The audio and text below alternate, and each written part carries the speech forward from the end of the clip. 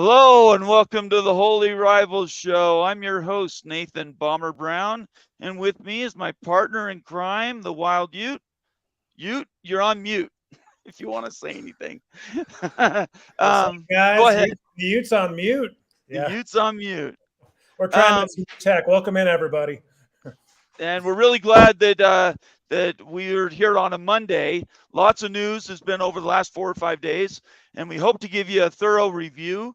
And then we're going to have some really good discussion about kind of what the current state is of everything that we're going to be covering.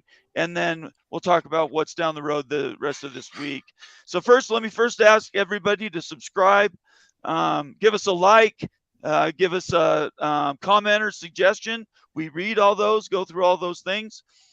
We read super chats first. We go to all of our subscribers, which if you would like to subscribe, let me show you what that looks like because it's kind of a crazy setup. And I think everybody should have this 101 course over and over and over again if it'll come up.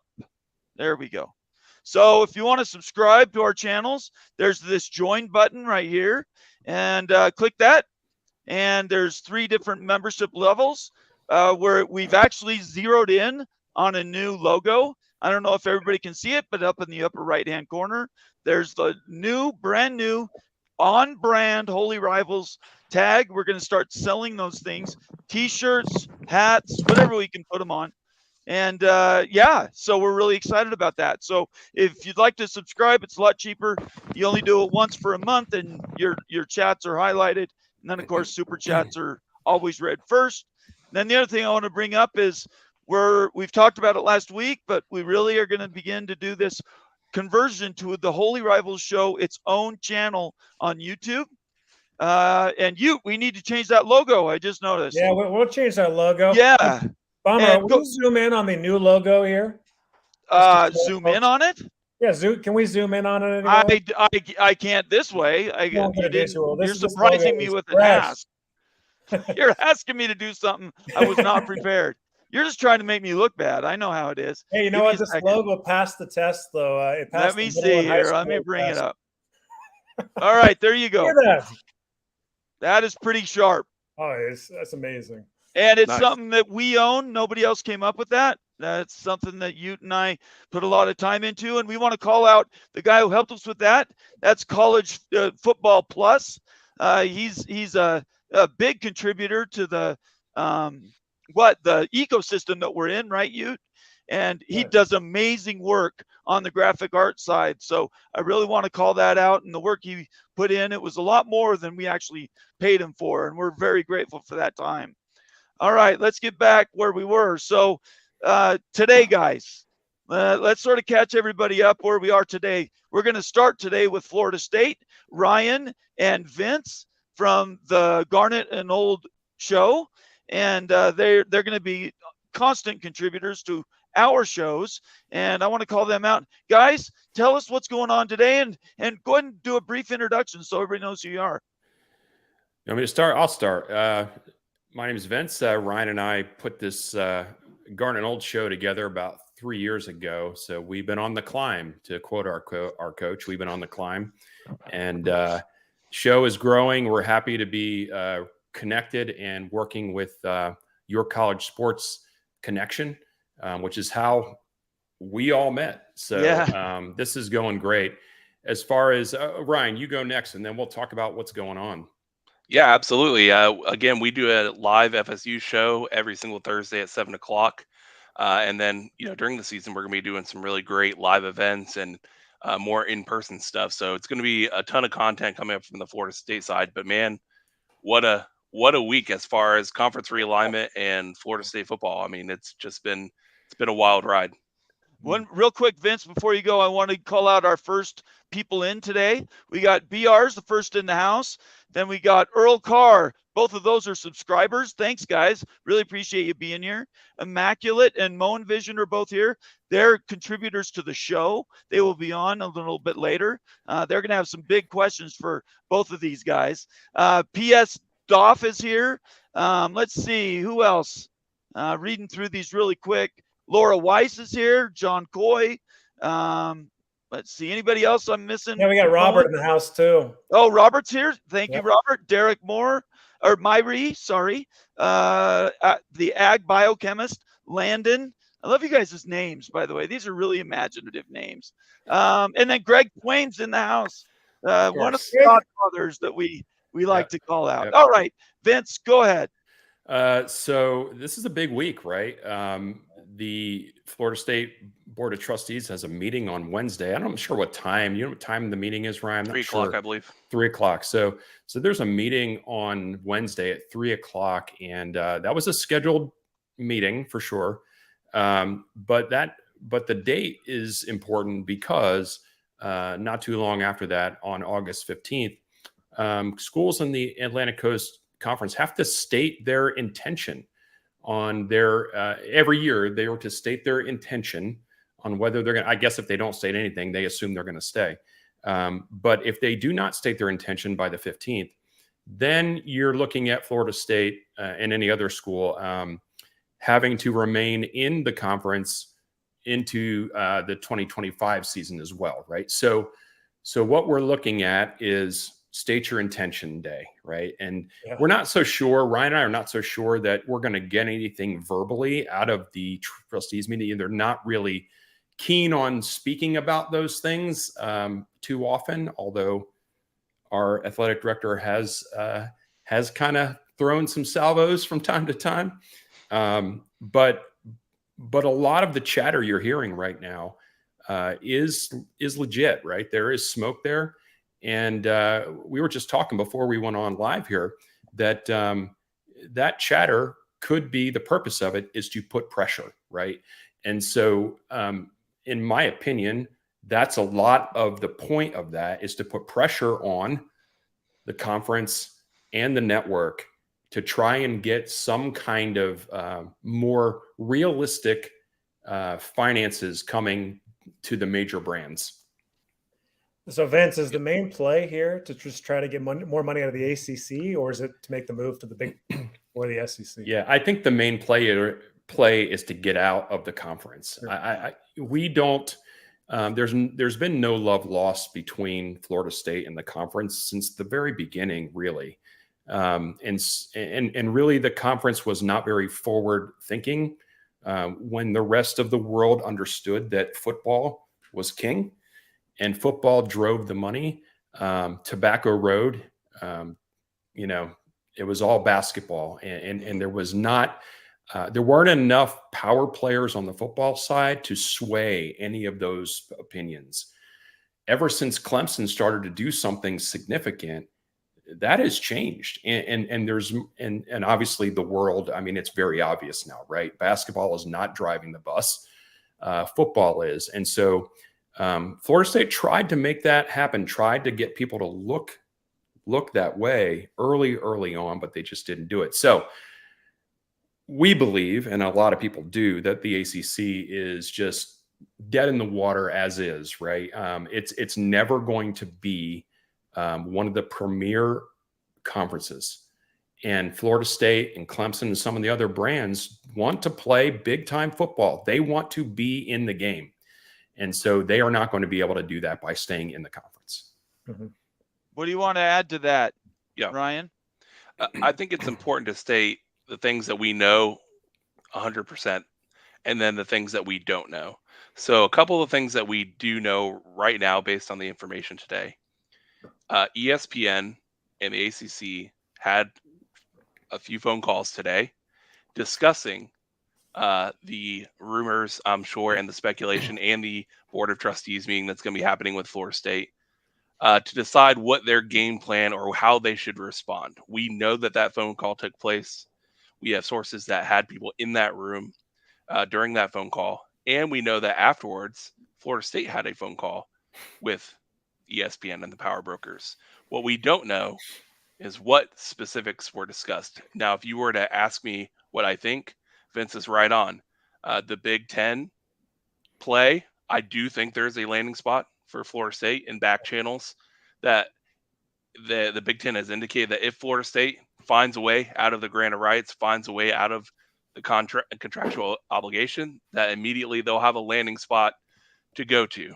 I think Florida State knows that ESPN knows this and is using that to kind of play up like, hey, we are prepared, and they are, to finance a massive amount of money over many, many years, that basically if we're going to be so far behind anyways from the other conferences money-wise, then let's be behind from a debt standpoint and taking out a loan to pay off the grant of rights and get out of the conference and join a conference that beyond 10 years will pay dividends in the future.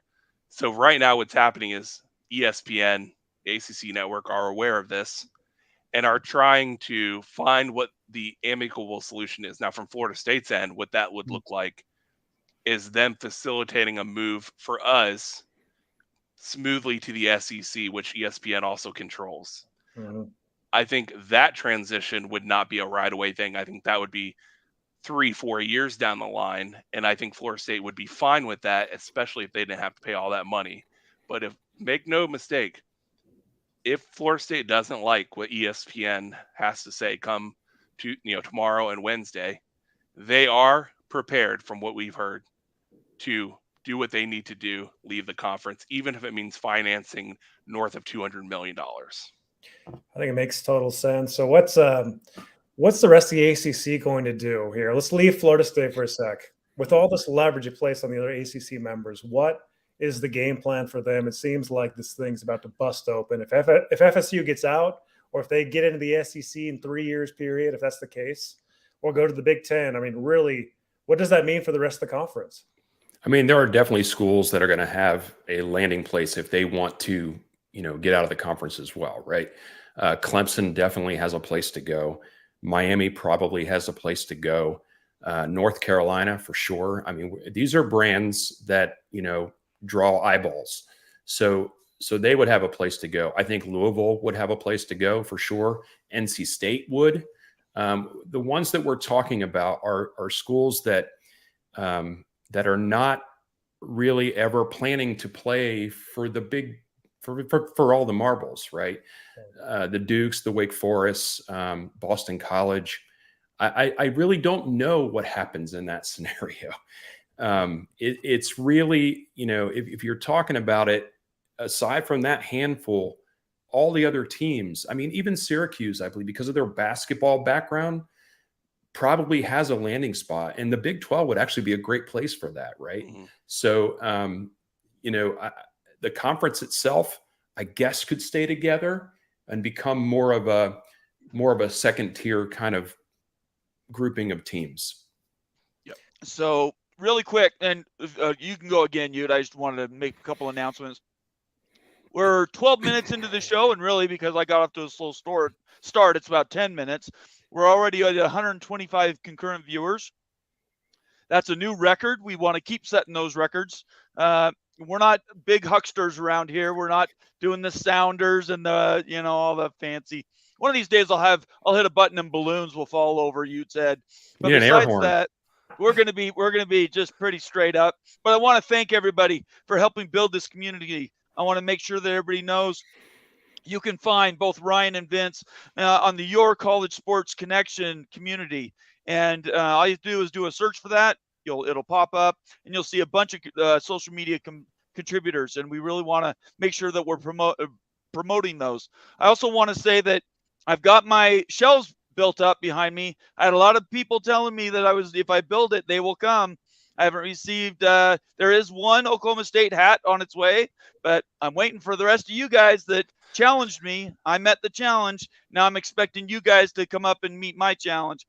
Send me a DM in Twitter, and I'm happy to give you my address, and you can send me whatever you want. A new car would be great. Okay, Ute, what do you got? Yeah, so what's crazy, to answer your question from before of what happens, right? Yeah. If this actually goes down, it's two very different scenarios. If Florida State says, hey, we intend to leave the conference before that August 15th deadline, and it's the Big Ten, that would mean that Florida State has to join the Big Ten next season. Right. So if that were to happen, and by the way, I think wherever Florida State goes, Clemson has hip pocketed, they're going with them. Yeah. Okay. We have not heard anything about Miami being involved in these Big Ten discussions. So it's been Florida State and Clemson as an item Florida State is kind of leading the charge, and Clemson is more than willing to follow along. So if that happens, it leaves a lot of teams out in the cold and probably more of a scramble for who goes where. If the other situation happens, the SEC, and it's a longer term, much smoother transition. A lot of teams have more time to find the landing spot, have more time to kind of come up with those plans. But if this all falls apart on Wednesday, and Florida State and Clemson go to announce they're leaving the conference next year, then this goes south in a hurry, and you have a scramble for the remaining teams, which is why the Big 12 is kind of probably wanting to at least stand pat and see what the ACC has to offer on a lot of the other moves. If this is a Big Ten play, if it's a Big Ten play, and really that's the option, Florida State can't be left on an island. We've been saying that so much in Pac-12 country that USC and UCLA can't be left on an island. What does that mean really for Miami? I know you just mentioned Miami. There's no steam on that yet. Yep. I mean, it just seems like Miami is just a perfect candidate for the Big Ten, though, with the new AAU status, with how that university is ran. Do you think that Miami would, if FSU goes to the Big Ten, are they going to be a package deal at the end of the day with Clemson? Go ahead, Ryan. Okay, it doesn't mean that they're not part of the discussion. It's just based on what we've been involved in and what we're hearing on our channels.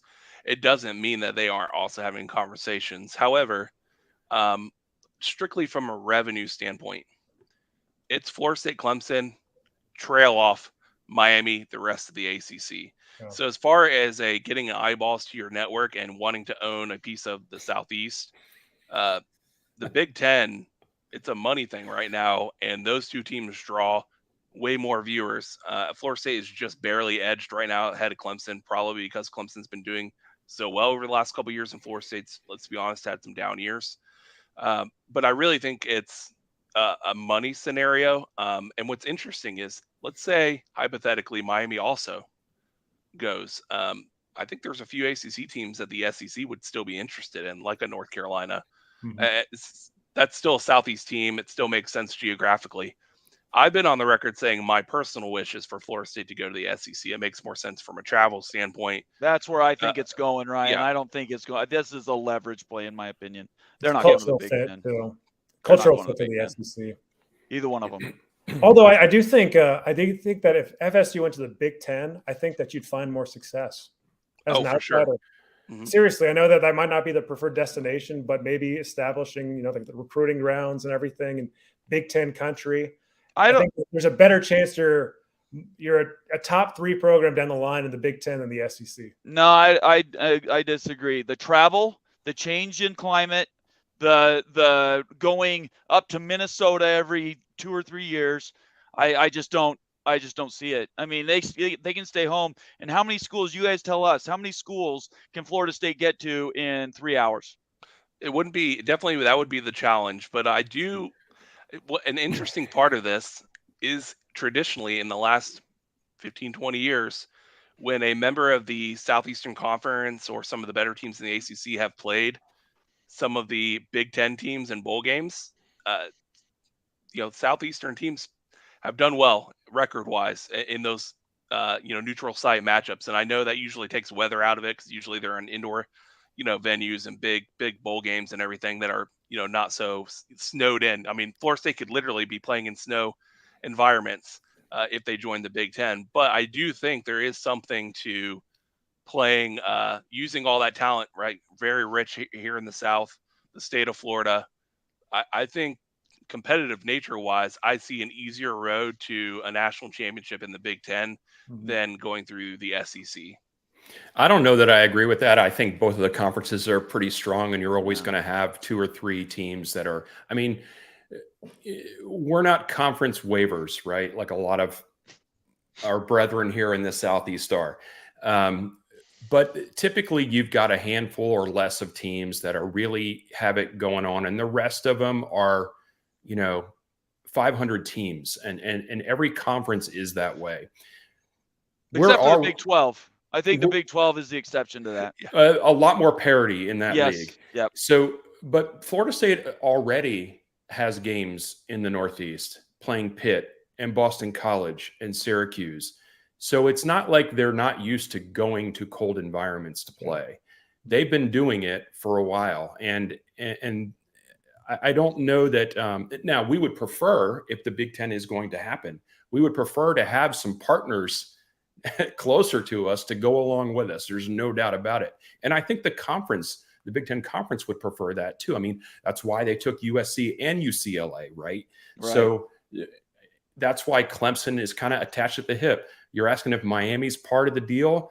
Mm-hmm. We haven't heard a lot of that, but logically, I think if the Big Ten is going to make this push into the Southeast, which I think ultimately they want to do, now is the time. Like we've got some teams that are not happy, and they're major brands.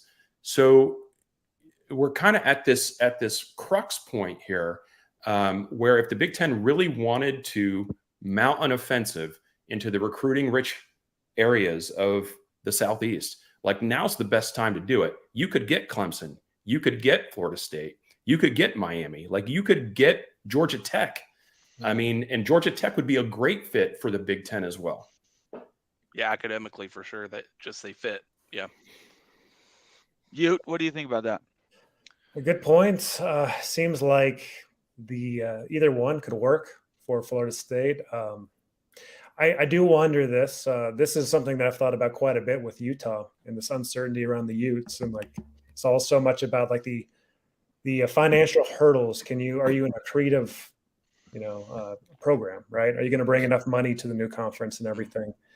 I don't know Florida State's value to the SEC versus the Big Ten, but I bet the Big Ten has much higher valuation on Florida State because new state, right, and everything else. Do you guys know if Florida State is accretive to the SEC given that $80 to $90 million average payout per school? Is that what the SEC is? Is it 80, 90? I think it might be 75, 80. I thought it was like 70, 60, 70. Yeah. It's still double. Yeah. Right. I'm not, but it's not in comparison. Yeah, it's just a financial game here. Like, are you over the top or are you on Right. the line with the SEC? Because that's the question to ask. I just want to be clear. I don't want to be putting out disinformation out there. People think that there's this $100 and $120 million valuation for Big Ten and SEC, and it's not there. The answer to that question is I don't know the exact figures on that, right? But the research and the data that we've seen is that if wherever Florida State goes, people watch. Yeah, right. And if people watch, advertising dollars follow, right? And all that stuff plays into it. Now, granted, they would have a much bigger increase or in the Big Ten, right? Because that foothold is not in the Southeast. They don't have that. So adding Florida State in there would be a much bigger jump for the Big Ten than it would be for the SEC. But absolutely, and any SEC people would scoff at this probably because that's kind of how it is.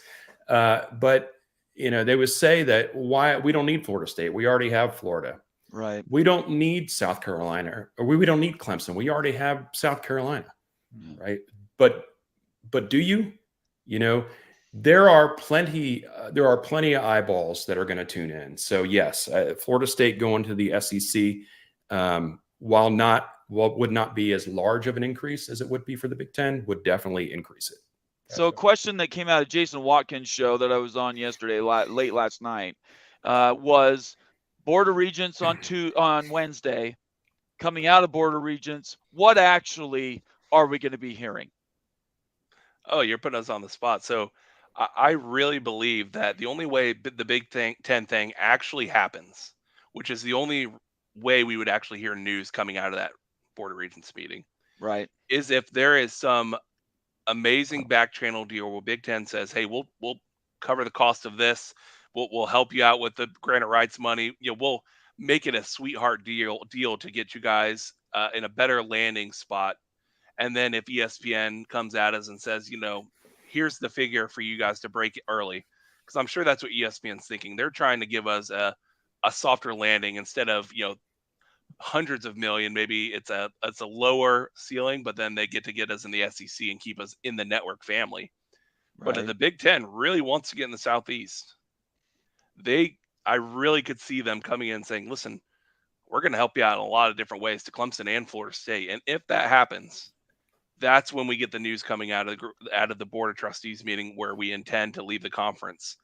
If ESPN makes their play and says we're going to play ball, we're going to help you guys get out of the conference in the next few years to the SEC, you won't hear anything coming out of the grant rights meeting. I mean, the board of trustees meeting, and nothing will come of it because there's no reason to at that point. It would all be kept in house. But if Florida State is going to go to the Big Ten, they're going to want everyone to know that they're out of the ACC. It's going to be a big thing. And what's really interesting is the tethers of this.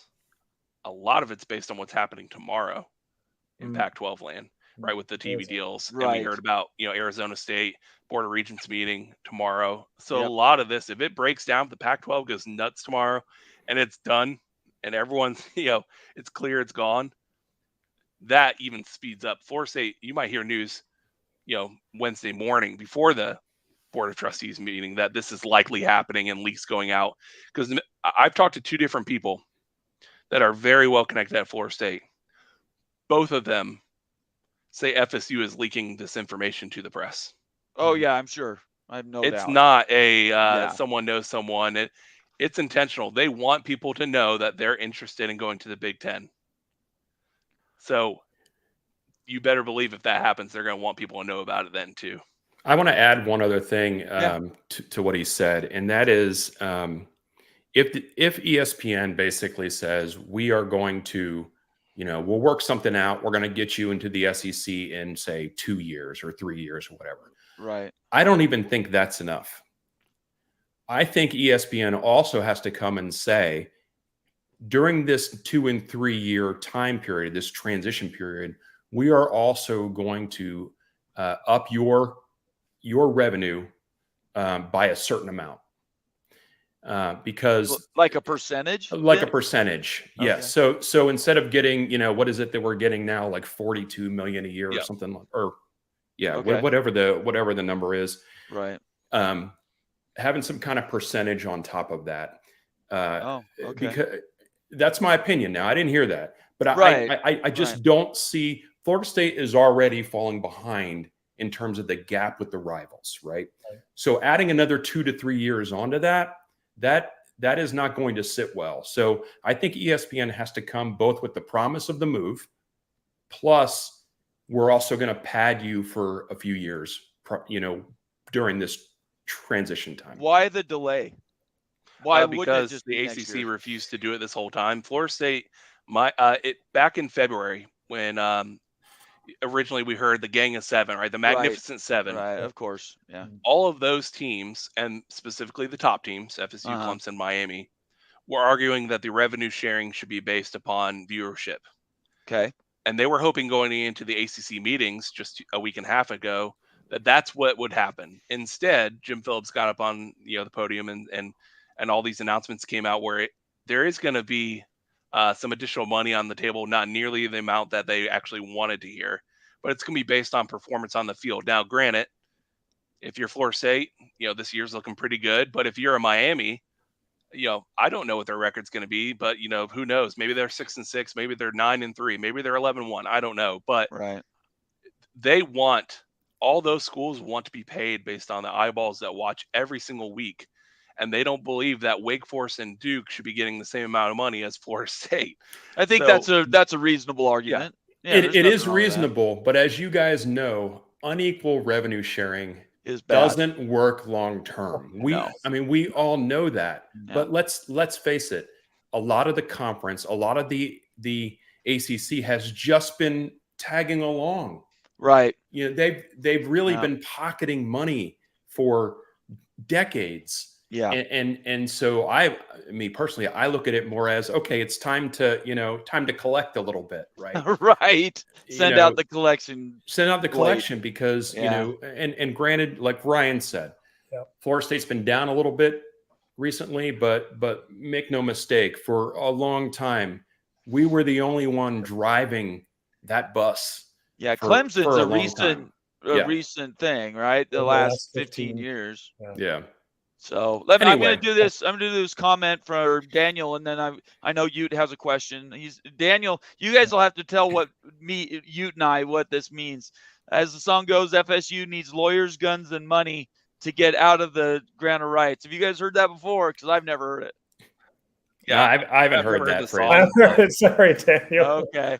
Sorry, Listen. Daniel. I gave it a shot, man. I did No. what I could. By the way, if you want your comment to be read, either you have to wait for the whim of me getting to it, which may or may not happen, or if you do a super chat, all the super chats get read, bar none. Even the ones that don't have anything in them, I always call out and recognize the people doing them. So I'm just letting everybody know I get to members first, subscribers, and then super chats are on top of that. So, okay, you go ahead. Yeah, this smoke is real with Florida State. What are the key timelines that we should be paying attention to? We know about the Wednesday meeting. Is there anything else that we should be aware of?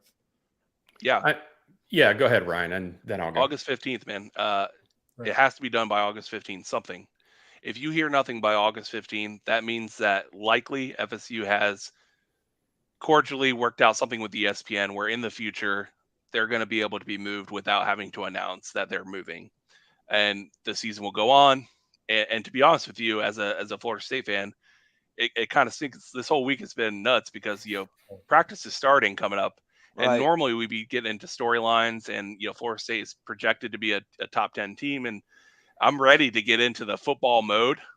And I think this conference everybody alignment is. thing. Yeah, I think it's kind of everybody is. the distraction. But yeah, if you don't hear anything by the 15th, anyone who thinks that Florida State's moving anytime soon, it's not going to happen. But you hear anything from Florida State about we're leaving you, if they don't say where yet, by the 15th, they're gone next year.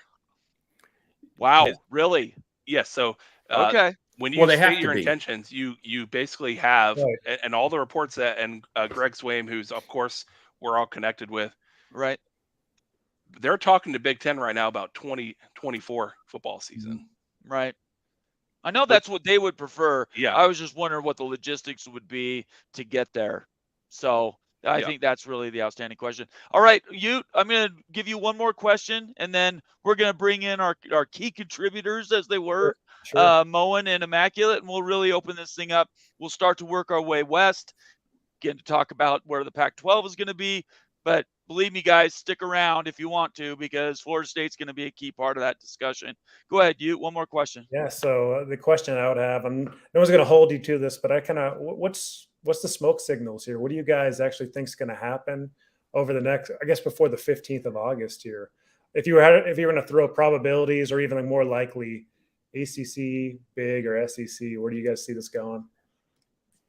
Okay, so Florida State is not long-term for the conference that we're in now. We're just not. We cannot continue to go on like that. So if we do not hear anything by the 15th, do not assume that something has not happened to alleviate that situation, right? They do not want it to play out in the public. The ESPN doesn't want it to play out in the public, right? The conference doesn't want it to play out in the public. So if some kind of backdoor dealings are going on to placate Florida State and Clemson, then there would be silence. There would be silence for that. So that makes it really difficult. But let's just say that I do not personally see Florida State being in the Atlantic Coast Conference by season 2026. Mm-hmm.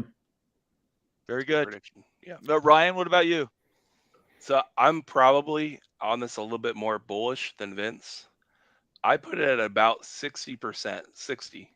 That So they 60 that they do move this year. That they are going to go to the Big Ten and that we will hear something. The reason I think that is that, man, there's been smoke from only really one side. Right. And the Big Ten, listen, Fox desperately wants to get into the Southeast. Yes. And I think they're willing, and to be frank, overpay and overcompensate to make sure that happens. And they don't want the afterthought teams that are left over in the ACC. They want minimum of two of the big players in the ACC. So I believe that by Wednesday, FSU will officially say that we are intending to leave the conference, and then news will follow, in the coming weeks after that. Breaking news. Did it Yeah. today. Big Papa East. Greg, All right, let me get Greg says he's Oh, happy sorry. with that prediction. Greg Yeah. says that, and I would be happier with that prediction too, because I just want to be settled. I think it would be cool because it'll just mean the next year is going to be crazy. Mhm. All right, let me get to a couple of super chats here, and then we'll bring in our contributors. Gorb, $1.99. Thank you, Gorb. Appreciate it. Good to see you here. Unequal revenue sharing is where conferences go to die. Let's We all talk know about that that. for a second. It creates class systems, right, within your conference. Mhm. It's just you're not on equal footing anymore with somebody, so it's not a long-term solution. It's not even a good short-term solution, really. It's not a solution at all. You can't be partners when you have class systems. Right. So I'm with you, Gord. Yeah, when Wake Forest has a track going around their field, you don't take yourself seriously as a football program. I'm just I saying. like that. I might steal that Yeah. from you, Ryan. They because do that's not have a good. track around the field, do they really? And their Ryan, football field? no offense to any of the fans that are in this Oh, chat that may have a school that has a track around their field. Yeah, we're not here to coddle anybody. All right, and then I'll do one more super chat, and then I want to say one thing, and then we'll bring him in. All right, our second one is from Rowdy Ace. Let's see. I want to make sure I get this right. Rowdy's acing and Iga's bageling. I love that. The super chat for $10. He says, at Clemson, we have this thing called IPTE. That's going to mean something where you pay a premium to be able to be eligible to buy football tickets. That raises an additional $40 million. So we actually make more than some SEC schools. So that I know BYU has it too. I'm not sure about Utah, but you have to pay a licensing fee, and then you have the opportunity then to buy season tickets. So, Rowdy, are you saying that you want to stay in the ACC? That's what I'm kind of getting. I will here. say this though. I think revenue sharing money is much different than anyone can do ticket prices and deals and booster requirements and things like that for tickets. So the revenue sharing, man, we gotta at least be up with the upper echelon of the amount of money we spend on head coaches, facilities, analysts, and program. It's a joke, some of the programs in the ACC comparatively on what they're willing to invest, and that's really what we're talking about. We need to be able to keep up. So really quick, we're at just after the top of the hour. We're just under 200 concurrent viewers right this second, which is amazing. Thanks everyone for being here. Absolutely. Please subscribe to everybody that you see on the screen on Twitter, and definitely go to the Garnet and Old show on YouTube and sign up, and you can get more of this content from Ryan and Vince. We love to have you guys here, and we really appreciate your willingness to share your time with us. Please subscribe. Give us a comment or suggestion. Give us a thumbs up. And then if you want your comment read, either subscribe. We definitely recognize all new subscribers. We've got an amazing biosphere for our shows, and we really, really appreciate them, and hope everybody that's joining us, who maybe if your first time, you really feel loved and appreciated here, because we do try to do that. We're trying to be accepting to everybody. And then the last thing is the super chat. Obviously, every show we read every super chat without question. All right, let me introduce a couple guys here. These are the heavy hitters. These are the number 3 and 4 in the batting order. I want to introduce Moen and Immaculate. Hey guys, how you doing? Good, man. I gotta ask a question though. Who's number 3? You guys fight it out. Don't answer that. I don't think it goes well for me. Don't answer that. I'm not going to say anything. All right. Thanks, guys, for being here. Really appreciate it. Go ahead. You talked first, Immaculate. Why don't you go? Oh, well, thanks for having me back on again. I was really hoping to get on with Vince and Ryan here and have a chance to talk with them. Their FSU is in the middle of it all right now. They sure are.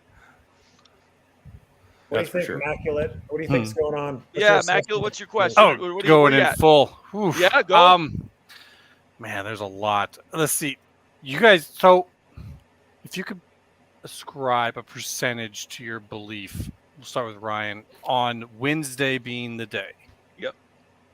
I put it at 60%. 60. Okay. 60-40, because the amount of people that I know who are not jokesters. We all see the Twitter people that just put out definitive predictions every day, and we know that no one has a definitive answer. So anyone who says they do, It's very rare that they have the one answer and no one else on Twitter knows anything.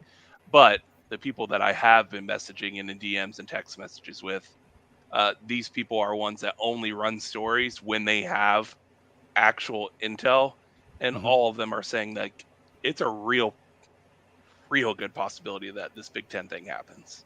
It certainly helps to have that trustee meeting with a little line item there about a booster coming in. So Yeah, that certainly helps your argument there.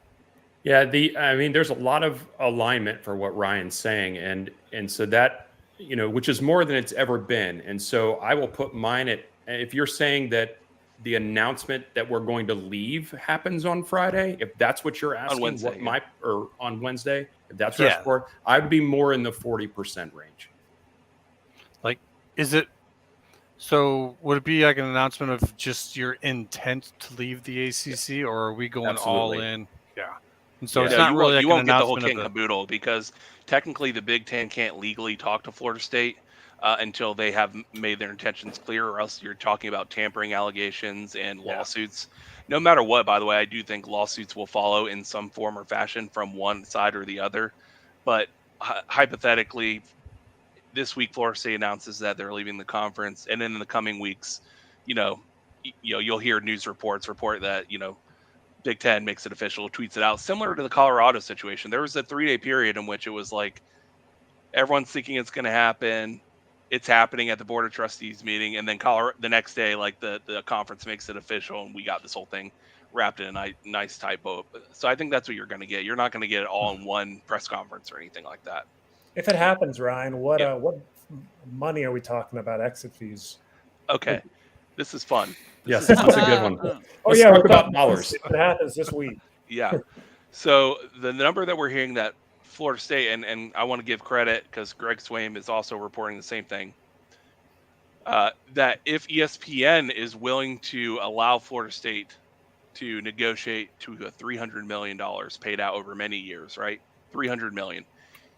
Still like half of what the entire grant of rights would be. I mean, you're talking about a ton of money if Florida State actually wants to break it. So if ESPN comes in and says, like, we're going to let you move into the SEC next couple of years, it'll be around 300 mil. If Florida State says, no, we're out, it will not be, we're going to pay this amount up front. It's going to be lawsuit first, where Florida State, the intel we've received is that in 2012, when the ACC network was pitched and the conference as a whole for this giant grant of rights, is that there were some figures shown to all the members saying, here's what your revenue sharing should look like once we get the network up and running in the next couple of years. And the figures have been nothing like that. So right now, what we're hearing is the legal argument that Florida State will use is that essentially they were fed a total crock when it comes to revenue sharing, and that would be the legal argument. Now, down the road, the lawsuit goes, and then maybe Florida State loses. Who knows? If they lose, then they would finance an amount over a long period of time. No matter what, they're playing in another conference other than the ACC at the longest 3 years, but at the shortest next year. Go ahead. As far as the revenue with the networks concerned, the projections didn't hit, right? And a lot of the reason the projections didn't hit is because the distribution just stumbled all over itself. ESPN did not do what they claimed that they were going to do. They spent all their effort and time on other networks. The ACC, the ACC was the redheaded stepchild, right? Yeah. So when you don't have distribution, no kidding that your projections are not going to hit, right? That's the way it works. And so that's where a lot of the looking at that and going, we have a leg to stand on here. Yeah. I mean, keep in mind, Vince, and we used to joke about this. A lot of people who are not plugged into the ACC or maybe are in different conference don't realize. So in the Southeast, Comcast is like it for internet and TV. Like pretty much they have almost a lockdown on everything. Yeah. For the first 2 years of the ACC network, it was not on Comcast, which is that's crazy talk. Insane. Absolutely not. Like I had to get, I think I went back then with YouTube TV. Yeah. and I still have it. But to not be on the largest cable provider in the Southeast In for the the first 2 country, years of your actually, conference, in the country. like, what are we Yeah. even doing? So that's Sounds the like the problem. Pac-12 guys. So with so our listen. fish. So Hang on a second. people in Tallahassee couldn't get the ACC network. Right. It's the same thing as Pac-12 network. I mean, these are brutal implementations. Let me get to this chat from Anthony Mazzano. Thanks for being here, Anthony. He says, hi, fellas. Is it realistic and financially feasible? Let's say Florida State, Clemson, Miami aren't able to get out of the Grant of rights. grant of rights for the Big 12 and ACC to make a mega conference. What do you guys think the chances of that happening are? Probably 0. Yeah. I mean, because the Big 12, I guess if you're going to make a mega conference, I guess the revenue, like the per team revenue is going to go up, right? It is. But I don't know if it's going to match what what Florida State's rivals are going to be making. Yeah, there's no chance in that. Florida State has already made up its mind. They will be playing in a different conference. It's just which one. I mean, that's all we're talking about here at this point, and they're not going to wait. I see a lot of reports out there today of people saying like they're locked in at minimum till 10, 15 years from now. I'm like, if that was the case, we wouldn't hear any smoke this week about Florida State leaving the conference. Right. They have made up their mind. Now they're just figuring out who gives them the best avenue, ESPN or Fox. That's really what this is about. Before we go to Moen, oh, sorry. Did you have a question? I just want to get one more in here, and then definitely I'm just going to back out there and let Moen go at this. But with the talk about the ACC network, and that for me personally, we've been looking at some documents and comments and things from behind the scenes and all this going on. That really is looking like it's the center of this all. And when you have when they did the extension to the grant of rights in 2016 for that, and they didn't even get it up and running until 2019, and as you're saying, they're not even getting it on full cable coverage in your areas till when? When was it again? Last year. Jeez. So, I mean, for everyone trying to understand this, would you say like this is the legal reason for challenging it? And I would say it's a pretty strong one because that entire extension was kind of based around that, wasn't it? Absolutely was. And Florida State went into signing off on that kicking and screaming. Florida State, I believe, was the last team to pretty much sign that because they did not have confidence in what was about to take place. And they, looking back on it, I think they kind of placated the conference, and look where it's gotten them.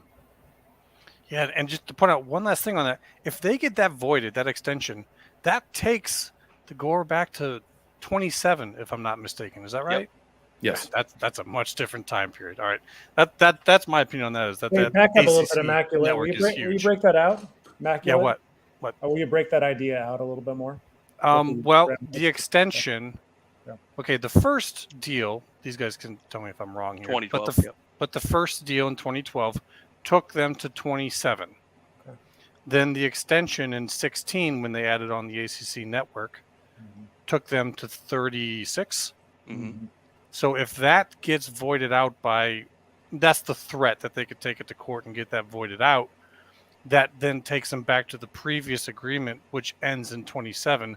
And so now you start looking at a cost of getting out that is much smaller. Absolutely. Yeah, the one thing I'll say on that though, if it gets to that point of like we're talking about lawsuits on canceling out the 2016 extension, Florida State's already going to be out and just willing to fight that legal battle while being in another conference. So it's a good if a lawsuit threat, happens, they're gone already. Probably, maybe even they literally could be playing in another conference before that lawsuit is actually like wrapped up and done. That's right. To be honest with you. Yeah. All right. I don't think you ever actually have to go to the lawsuit. You just threaten it, and it probably gets you to settlement. Immaculate's too smart for all of us, I think. Sorry. Except for maybe Moen. Yeah, Moen.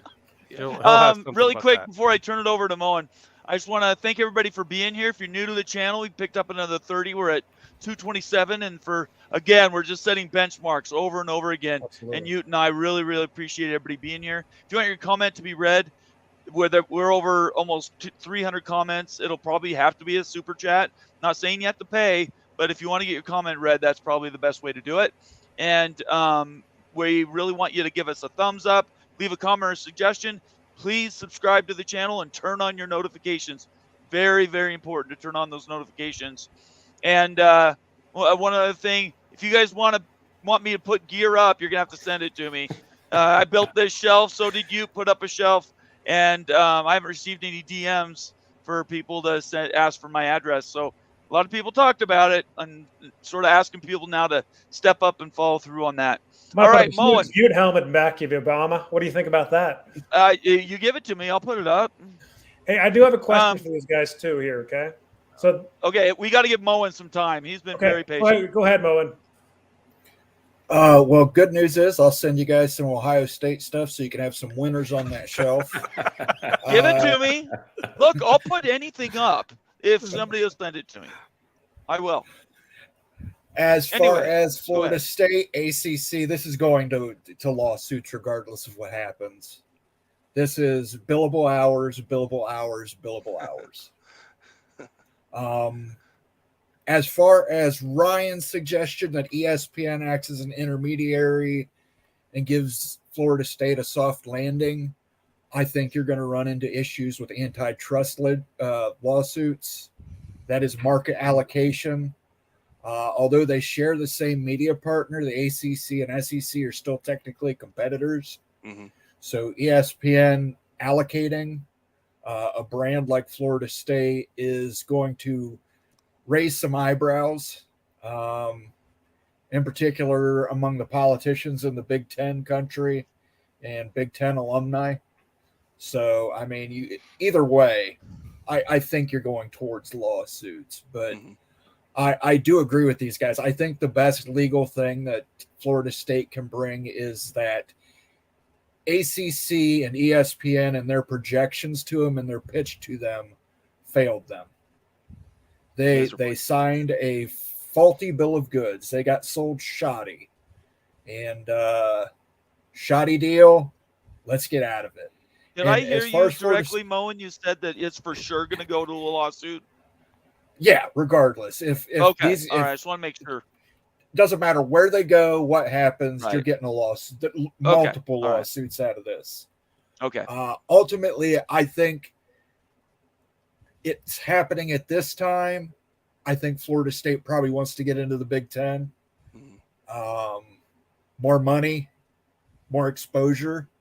You got to remember the Big Ten's going to be playing its games on NBC, Fox, CBS. You're going to get a fourth partner in there at some point, probably Amazon for a primetime Friday game. So I think you're going to look more towards the Big Ten. I'm not saying the SEC is out of the realm of possibility, but Ryan was right. Fox will overpay to get Florida State and Clemson. Yeah. And Oregon and Washington, the people bankrolling them will also pitch in. And I'd imagine the existing 16 schools in the conference will also pitch in some of that to get Florida State and Clemson into the conference to get a foothold in the Southeast. Moen, are you trying to tell me that all those networks you mentioned, NBC, Fox, hey man, we got the CW. You know, what's better than the CW, man? You're right. That CW on Channel 54, UHF 54. Yeah. But I mean, that's what they're saber rattling here, but I think it's saber rattling with legitimacy. I don't think Florida State does this unless they mean to take action. Agreed. All right. You don't pull the gun unless you plan to shoot it. Sometimes. You got a couple questions. Go for it, man. Yeah, I also wanted to socialize this too. So, so if FSU causes the instability, and then there's basically a mass hysteria with ACC members and this Magnificent Seven, right? Yes. I mean, this could really happen. Like if there's a jumping here and there and everyone's freaking out, because I know this because I live in Pac-12 land, guys. This is it, right? This is what happens. Like what happens to the Gore then if 7 schools are willing to get out? And does that reduce significantly the payout? Like what happens legally, I guess, if there's multiple exits? Yeah. The Gore's in place until the entity no longer exists. So Wake Forest would get really rich. Yeah. Well, no. What I mean is the point of having 7 or 8 teams would be basically saying this whole thing's a wrap, not just the Gore. Like the conference is a wrap. We're done here. Yeah, you need 8, by the way, not 7. So Yeah. the 7 teams we already know are ready and willing to say to tell ACC have a good day, but they're really trying to get, and I'm sure they've been trying for a while to get solid 100% the 8th team so that they could do that, and that could still be happening. I mean, that could be part of all this. We're not part of those conversations, but yeah, without the 8 teams, it's going to end like he was saying, it's going to end in the lawsuits no matter what. I really believe that. Got a super chat here from Blake Phillips. He's telling Ute everything will be okay. Don't worry, be happy. Shenanigans yet. And then Andrew Barchuk, who's also a subscriber. Thanks, Andrew. He says super excited for the new direction of the Big 12, BYU's edition, Texas exit, and hopefully Arizona's edition. Love the passion of our conference. I couldn't agree with you more. I totally think for BYU and for all the new schools to the Big 12, the conference is going to be so fun. And I hope everybody appreciates it and puts in the time because we've got some good stuff going on around here. Shout out to the community. We've got over 400 chat comments. Keep it coming, guys. If there's anything on your mind, throw it out there. We're going to get to some more topics too. We're going to be talking about Arizona. Yeah, so let's jump to that. Why don't you lead that? Go ahead. Yeah, so there's a huge meeting tomorrow, and we're gonna find out if Arizona, possibly Arizona State, are going to be in the Pac-12. Once the numbers are shown by George K, that's the commitment for tomorrow. There's a Board of Regents meeting for both U of A and ASU, and we'll have a lot of clarity probably tomorrow on the future of the Pac-12. And there are, as what was it, Pete Thamel, ESPN Pete Thamel came out and basically brought the idea that the Four Corner schools, I mean, obviously CU's already gone, but all those guys show up in the Big 12 and they're going to make the move together. And I think that makes a ton of sense. I mean, I think that if you're CU, Arizona State, that you want to be bulked in with the Utah. You want to go as a foursome over there because like-minded institutions, big research institutions, you improve the academic research-wise profile of the Big 12. It makes so much sense geographically, cultural fit. Everything's making sense with that. So I could totally see that happen. And all Four Corner schools really ending up in the Big 12, maybe within next few days to few weeks. What do you think? I'm sorry, what was that? It's okay. After The Arizona? Yeah, what are you thinking about Arizona? What do you think about their decision tomorrow? Yeah, I think that's a foregone conclusion. I don't even think they know right now that the numbers aren't going to be good enough. They know right now the exposure is not going to be good enough. The Board of Regents meetings just for them to all nod their heads and go, yes, we're going to the Big 12. And I think Utah will follow suit. The Four Corners will join the Big 12. Oregon and Washington will then join the Big 10. I think ultimately what's going to happen and why this Florida State Clemson stuff is happening now is you're probably going to see the Big 10 get together with the presidents, boards of trustees, what have you, and you're probably going to see 4 additions to the Big 10 simultaneously. I think you're going to see Oregon, Washington, Florida State, and a Clemson, just like that. And you believe it is? You really believe the destination is the Big 10? I think it would have to be to do it at this juncture. I think it would have to be. So how do they make ESPN whole then? You're going to have lawsuits. It'll get settled. That's it then. It'll get settled. You know, they'll go high. They'll start low. It'll get met in the middle. But I mean, it's going to happen. Okay. I don't think anybody anticipated it happening this quickly. Right. But I think once Colorado fell and the writing came on the wall that we were going to consolidate, I think Florida State is probably going to make the right decision and get out as quick as it's better to be first out the door than last. Yes, it is. Ask Colorado if that's true. Yeah, that's exactly right. Yeah, and I think that that idea by itself, I know it's not a popular one, but we were talking about who could be that 8th school. in my opinion, that could be a school in the ACC that doesn't necessarily have a destination outside the league unless they're first out the door to a Big 12. We're Yep. talking not a Louisville. I'm thinking Syracuse, Boston Right. College, Wake Forest. So they're not going to get the SEC and Big 10 money that everybody else is going for, but they could vote to be out on a, basically a wink and a nod agreement that the Big 12 would pick them up just to sort of break the thing up. That's something I've been kicking around for a long time. I don't have a lot of people behind me with that idea, but I think Colorado broke a lot of paradigms. Vince, you're with me? Yeah, I'm with you on that. And the reason is because in the grand scheme of things, when all this definitely shakes out, the Big 12 is going to be in a better place than the ACC. And so those schools have to go somewhere. And if they want to be in a conference that matters, they may just bite the bullet and say, hey, we're not really sure what's going to happen here, but we know we don't want to be here. Right. Right. So They don't want to be left out, essentially. Yep. So let's go around the room then, since we've gone all the way from the east to the west. We have other topics to talk about, but let's put a bow on this if we can. Because if you're in the chat right now, and there's a bunch of you, we're almost to 300 people watching. We're going to take calls, and I know you guys have questions for the people on the panel. So we're really excited about that because we're getting to that point a little earlier in the show than normal. We're going to go around the bend here. So 2 questions. What happens with Clemson and Florida State? Everybody answer that. And then what happens and what's the final disposition of the Pac-12? Where does it end up? And I'll just say this as a preface. There is some smoke out there that came out in detail today, although in the past it's been out in the last 2 weeks, that Apple will be the total underwriter for a Pac-12 deal, whatever that looks like. Mhm. And that underwriting will include whoever's left and then additions that they would bring in. You could have up to 6 or even 8 to reconstitute a Pac-12. And there's evidently Apple still wants that regardless of who's left.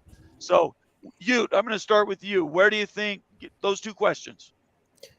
You know what, Bomber? I'm feeling a little bit emotional right now because it just hit me that the Pac-12 is not even going to be around next year, probably. You're right. And Right. that's And I know that's a big deal for you. Nobody here takes that for granted. no, it's hard.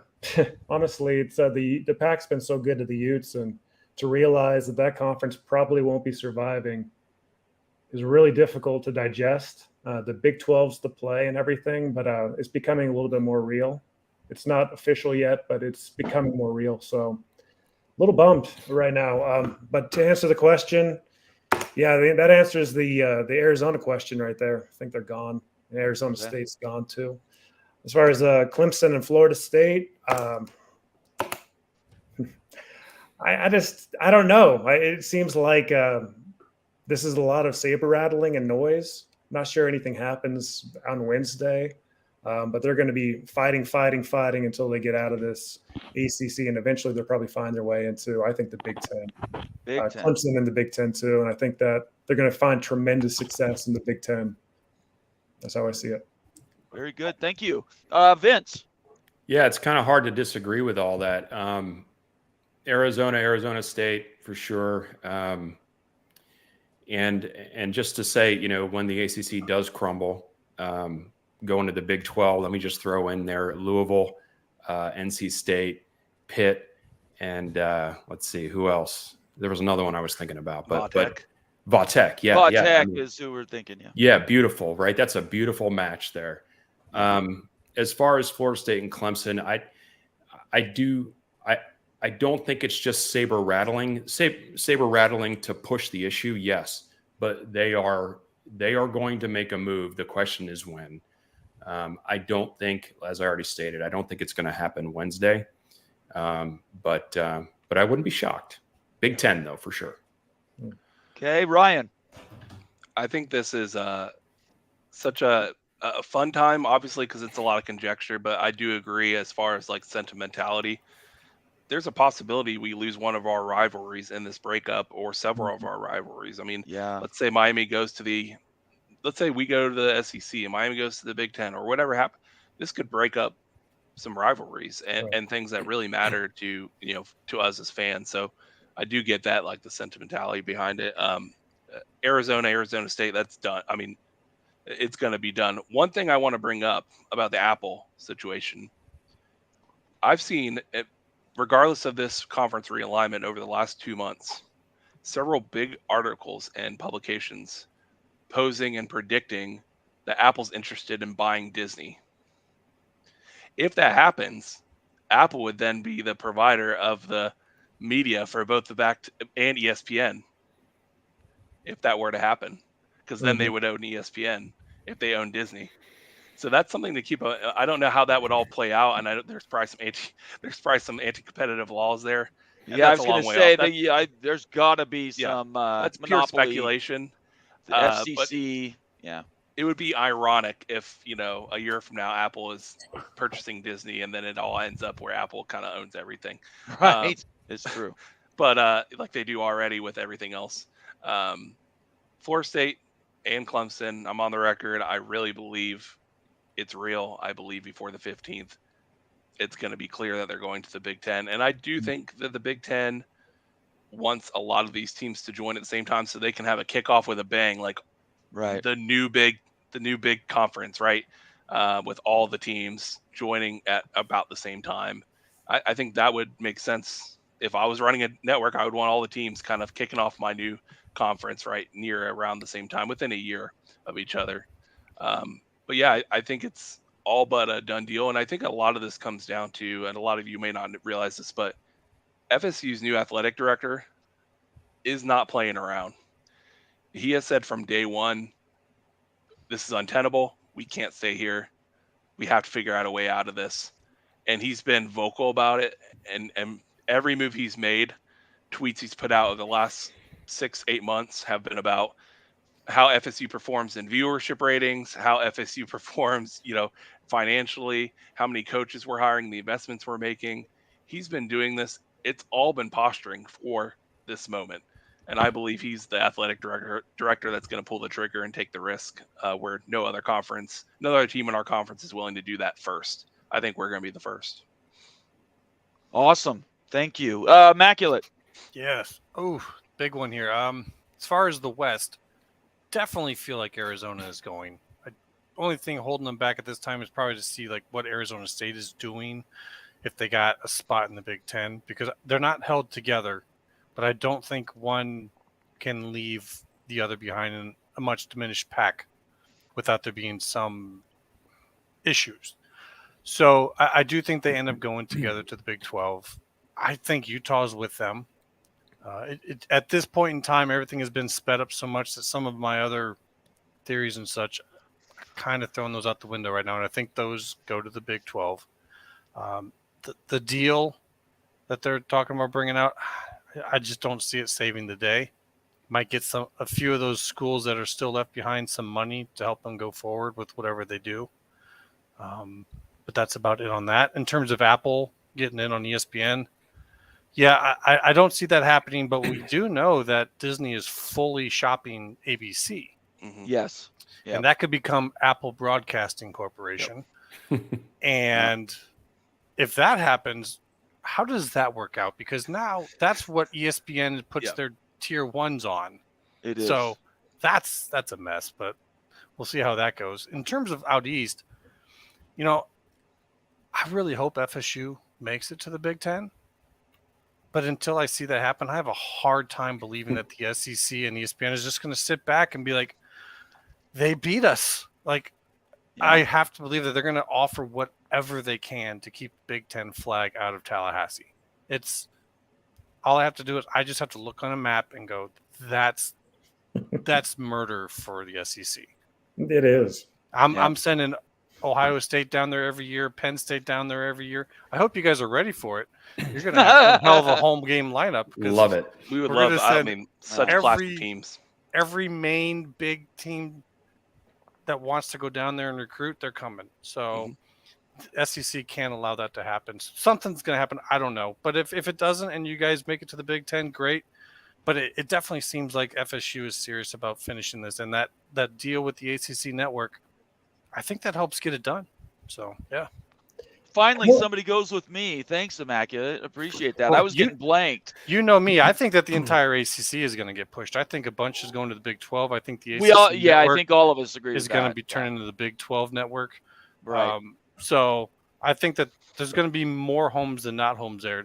My big crazy thing is what goes on with the Ivy League and that lawsuit, Right. and then what schools like Stanford, Northwestern, Vanderbilt, and Duke want to do. But that's another day. That's down the road a little bit. All right, Moen, you get to bring up the caboose. All right, it's A3 apocalypse now. Yes, A3. I The love A3 it. model is That's it. coming That's into it. We've play been here pushing it, before baby. 2026. Florida State, I think the Big Ten can offer more to Florida State and Clemson than the SEC can. There is something said to being with regional partners, but there's also something to be said for not getting lost in the shuffle. Right. Florida State and Clemson in the SEC, unfortunately, I think they would get somewhat lost in the shuffle. I mean, the Big Ten can highlight them. It's been pretty clear from Kevin Warren now to Tony Petitti that the Big Ten is intent on making themselves the NFL of college football. Yeah. And that means putting the biggest brands together in the biggest markets. They're not stopping at 20. They're going to 24. If Florida State and Clemson leave the ACC, I think it provides enough instability that Notre Dame finally acquiesces and joins the Big Ten. And then you got three more slots left to fill to get to 24. But I did want to touch on what Wild Ute said. It is sad to see the Pac go. Even from a Big Ten standpoint, because that was, Rose Bowl tradition for us. But, and I know we disagree on how that happened. USC left. A lot of people would make the argument the day USC left is when the Pac-12 truly died. But It was the bullet in the back of the head, Moen. It was 30 years of poor leadership. But they put them out of their misery, though. I mean, that well, was yeah, the but point. Yeah, USC was leaving, just like Florida State is now. USC could not stay in the Pac any longer. Right. It was untenable for them, so they had to go somewhere. So, right. I mean, I'm sure that there's a lot of people in Pac country that can blame the Big Ten, and they probably share some of the blame for it, but somebody was going to tell USC and UCLA yes. Yeah. If it wasn't the Big Ten, it would have been somebody else. So, ultimately, I still think we have to add one more team on the West Coast. I don't see it being Cal. So, it's going to have to be a major market. Yeah, I also see at this point going, if the Big Ten is going the route they're going, there's going to be a battle for Texas A&M in around 2029 to 2030. They're going to want to market in Texas. They're going to want to market in Texas, and they will go to war with the SEC for Texas A&M of all teams. But they will want a foothold in Texas too, I think. Okay. Jimbo will be long gone by then. He'll be gone. Urban Meyer will be the coach in Texas A&M. But he'll win a national championship in 2 years. And he'll win a have $90 million against Ohio State. He was one play away every week. All right, let's get to some super chats, and we have some new members. So this is an exciting time for us, guys. Rowdy Ace gives us another $5 super chat. Big 12's Thanks, top Rowdy. ACC targets that are reasonably attainable are Louisville, Pitt, Virginia Tech, and Duke. We just addressed that. I think everybody agrees with that. Thank you for your super chat there, Rowdy. And then from David Jorgensen, David, you're new to the group, or I just don't recognize your name. Thank you for being here. Really appreciate your super chat. He says, will the Big take extra schools to get the 7 ACC to 8? I don't see that happening. I don't think so. Financial equation, y'all. Can you exceed the $80 million bar? Isn't that what the Big's payout is? I mean, it differs per something team. like that. Yeah, it's an approximation, right. But sometimes it really can. Is your team worth $80 million according to media markets and media valuations? I mean, that's unfortunately where we're at right now. How big is your brand? Only a few do it. FSU and Clemson, they clear that bar. I don't know about anybody else. Yeah, UNC and Miami, Notre Dame, but some of this isn't going to be. Yes, it hurts your valuation now, but some of this is an investment for the future. Right. You are investing in making yourself the premier college athletics league. So, yeah, you're going to What take ACC some school schools that would might lift not. that, Moen? What ACC school would lift that? I think North Carolina with their demographics. North Carolina with the demographics, the population growth there, I think lifts that. Miami's a rough one. If you've got Florida State, there's no need for Miami. You don't need two schools exactly in right. Florida. You just need one brand in Florida. So Miami is out. I thought it was think Miami USF. might- Isn't that the up and coming Well, AAU? Can I be honest with monster you? is USF. Nathan, I'm going to be honest with you. On most, I mean, you guys see the television on most home games. Doesn't a USF game look pretty identical to a Miami game in attendance? I mean, Yeah, fair enough. It's just Right. one's a lot older than the other. So yeah. Anyway, I'm teasing. I'm teasing. What It's happens not a with big deal. Miami? Seriously, what are they going to do? They got to go to the struggling. Big Ten. Miami's struggling. got to go to the Big Ten. The Big Ten lets them If in. they don't, it's Big 12. I mean, that's. It might I don't be. think they go to the SEC. Notre Dame and Miami to the Big Ten. Yeah, that's what I think too. Yeah, So I two think they're schools from natural Florida. rivalries. But I do think that they're still going to try and leave a slot open for a Texas school. No, I do see that going this route, they're going to compete for Texas A&M. Okay. All right, Yep. let's get some membership stuff in here. Mark 9999's new member. Thank you, Mark, for subscribing. Really appreciate it. Thanks for being here and joining the community. All the members that have joined in the last 2 months, if you're not part of Bombers Bar, my inside Twitter, inside scoop channel, where I reveal information that I don't put out in general Twitter. Obviously, I don't expose any of my sources, but there is a gap there that I like to fill, and I'd rather not put it out to the world if I can share it with my subscribers. So send me a DM if you're a new subscriber and haven't been added to that group. I've also sent out invitations to other people who just haven't accepted them yet because they've been new members. Look back through, and if you're not a member, please let me know. If you're new to the channel, we're over 300. We are over 300 all on our own. Thank you. Thanks to everybody for being here. Please subscribe. Hey, Mike also is a new member, Bomber, too. Mike, I'm gonna get to him. Just okay, perfect. Yeah. Perfect. I'm excited. I know you are. So I might as well do that since I lost my rhythm. Here we go. Mike Rayner is also a new member. Thank you, Mike, for joining. And just like with Mark, appreciate you both being here. Everybody, now I lost my train of thought because of what you did to me. This is why I failed all my school classes. It's because I couldn't take a test if I was so distracted by a perfect, the fly. BYU Utah thing between you guys. Ah, geez, he did it on purpose, didn't he, Immaculate? All right, anyway, you new members, appreciate it. Let me know if you're not in that group, and I'll send you an invite. If you're new to the channel, please subscribe, turn on your notifications. If you want your comment to be read, it has to be a super chat. I'm not going to get into the regular ones unless it's a subscriber, and I'll try to pull those up as they come. All right, I'm going to put out the link. If you want to join the show, click on this link. I can't take everybody at once, so we're going to try to get through as many as we can. Let's see. Let's shoot for a half hour from now. If anybody needs to leave in that time, you guys are more than welcome. Just let me know, and we'll let you say your piece on your way out. Let me make sure I get this pasted down here. All right, everybody. Doing that, I want to address a comment. I'm sorry. Yeah, please go ahead. Of course. They were asking why Utah. What's the deal with Utah fans? And like apparently, we've all had a lot of people. They must be new to the channel because we've addressed that several times. So go ahead and tell them. Yeah. So really, Utah fans feel like we've earned respect by winning in the Pac-12, and we don't feel like nationally that we have got the respect that we think we've earned. Okay. So there's a little bit of a chip on the shoulder when folks say that you're not worth that much or this or that. We feel like we have earned that and showed that on the field. So there is definitely a chip on the shoulder because we're trying to earn respect. That's just our culture here in the state of Utah. The Utah Jazz are like that. The BYU Cougars are like that. But just that's why Utah fans are the way they are. Is they really just want someone to acknowledge that they've had success in the field. Just acknowledge that. They'll be fine. But a lot of people try to discount that, and Ute fans just lose their minds over it because we feel disrespected. So just want to say that. Said that before, but that's really where Ute fans are. Yeah. All right, and we can I are. jump in sorry, here go real ahead, Mon. quick? Yeah, please. Utah was and possibly still is a Big Ten expansion candidate.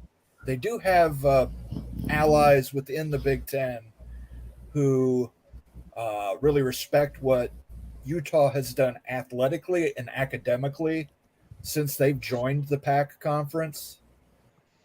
So I know some people don't agree with that, but I can tell you for a fact there are people within the Big Ten who like Utah, who felt they were a cultural fit, who felt they were an academic fit for the conference. Time will tell. That probably won't happen, but it was legitimate. It was legitimate. There was a legitimate affection there for them. That's affection. You got to love that word. All right. Robert, we're going to keep these comments short, okay? So Robert's a frequent contributor to the show. We appreciate you being here. Please give us your comment or question. Robert, can you hear me? Robert Franz cannot hear me. All right, I'm gonna put him on. Just stay there, Robert. If you can figure out your audio, we'll bring you back in. Jason Watkins is here. Hey, Jason, welcome. How you doing tonight? Good, you guys. How are you? What's up, Jason? What's up, We're fellas? doing fantastic. We're having a great time. Great show. Great show as always. Oh, thank you. What you got What's for on us, your mind? man? No, just I'm just kind of listening in and thought I'd jump in. This is pretty wild. You know, the other night I was thinking there was no way that any of this would come apart in the ACC, at least not this fast. And now all of a sudden here we are. I tried to tell you Saturday night. It's Fast and Furious. I know you did. I know you did. That's okay. Do you have any questions for anybody? We're trying to buzz through some people getting in. So is it? Are we looking at what does this do for your Big 12 guys? You asking me? Anybody? Yeah. I think I think Go he's ahead, asking Immaculate. like who is going to be in the Big 12. Is that kind of Go what ahead. we're going at, Jason? I mean, what is this? How does this change? What's going to happen with whatever Pac schools are left and versus versus ACC teams going to the SEC or whatever? You got that, Bomber? Or you want me to keep No, going? go ahead. You were talking. Go ahead. Oh, okay. I was just trying to clarify. In terms of the Big 12, I think for me personally that you're going to get that Four Corners thing finished up. That'll be your Western branch. You'll have 4 schools in Texas. I see Colorado with Kansas State. You've got Kansas out there, Oklahoma State, Iowa State. I will be honest with you. I do think that there's still a possibility that you guys might lose somebody. But I think you'll be able to handle that with this. I think it'd be great if you get West Virginia, Louisville, Cincinnati, and Pitt up there together, as West Virginia's been up there alone for so long. To have that foursome up there, I think that would be awesome. I think you're going to have a chance at some other ACC schools, go along with UCF, have yourself a good little footprint out there on the East Coast. So I think the future looks really good for the Big 12. Hey, Jason, I'm going to chime in there too. I see Arizona, Arizona State, and Utah making the move to the Big 12, and this is really the move to be the Power 3, the A3, right? The third A conference. Right. I think that's going to happen fairly soon here. I think that's going to be awesome too, because I think that the Utah Utes are going to be the hated team in the new Big 12, and we'll be the villain. Can't wait for the whole. You gotta have one. You gotta have Absolutely. one. Man. You gotta have Absolutely. a heel. We've been talking about that a lot. I think that's the right way to go. Yeah, and I think that honestly that Utah could continue building its brand in the Big 12 with the opportunity to work with some of these other institutions and having Gormark planning big games and with these big ideas and everything else. So I'm excited. I'm a little bummed out about the Pac, right? Because it's been so good to the Utes. That's just having to cope with that sucks, but there will be good days ahead for the Utes in the Big 12. I agree. Anybody have any I think questions? that once sorry, you guys Jason. get out there, no, that's okay. I was just going to say, once you guys get out there into the Big 12, I think that, yeah, you're going to be that heel team, but that's okay because you got to have one. But I also think that you're going to find that maybe it's a better fit than everybody thought it would be. Yeah, agreed. I agree with that 100%. Does anybody have any questions for Jason since he's here? We can get him before we move somebody else in. No, but I would just say with the ACC, I agree with Immaculate. I think at Northeast Corridor, Pittsburgh, Louisville, Syracuse, get you those basketball teams without having to sacrifice your football. I think that's going to be the most important thing for your mark moving forward once the whole Four Corners wraps up. Okay. Jason, if you just Sounds want to good. go on mute, you can hang around. And if a comment or a question comes up, just go ahead and just let us know. And we'll definitely, we can bring you back into the conversation. You don't have to leave. I'm just going to see if we can get some more people come in. Sounds good. All right, very cool.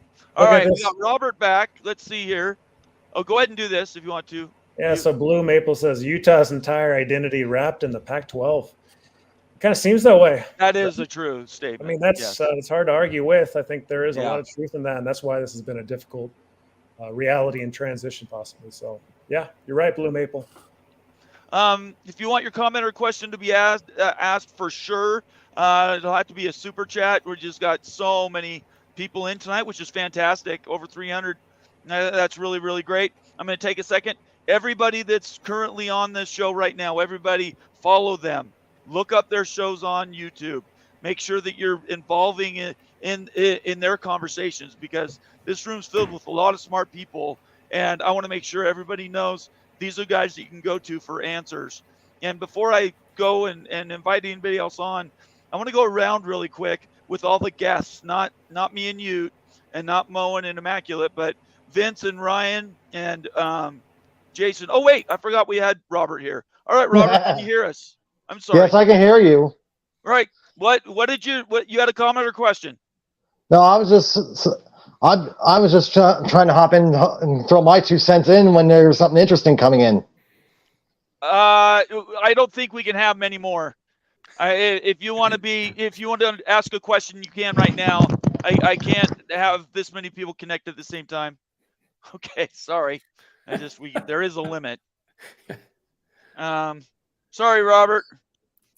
All right, I just put out the invitation, StreamYard link. If you do have a comment or question, please come on, take that link, and we'll go from there. So I'm going to start with you, Vince. We're going to go with the 3 visitors, you, Jason, and Ryan.